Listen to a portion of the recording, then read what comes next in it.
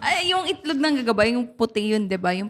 Parang ostya yung itsura. Ay, hindi ko Ano? Kasi ginagawa ng papa ko, pagka nakakakuha siya nun, Sinusubo. Hindi. Oh, shit. Religious tatay mo, di ba? pagka nakakakita siya nun, pagka pinaghiwalay yon, may laman yun na itlog sa loob, diba? Tatanggalin niya yon. Tapos yung puti na yon, igaganon niya yun sa ilaw, tapos hahanap siya ng Number.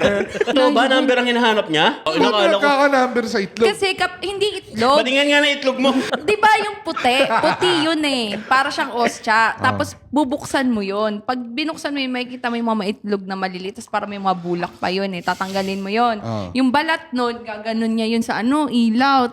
Gahanap ng number sa itlog. baka Naman, ganon. baka naman yung number kung ilan yung itlog na nandun. Hindi. Makikita mo yun. Kasi pag nakita mo siya, Ginaganon mo.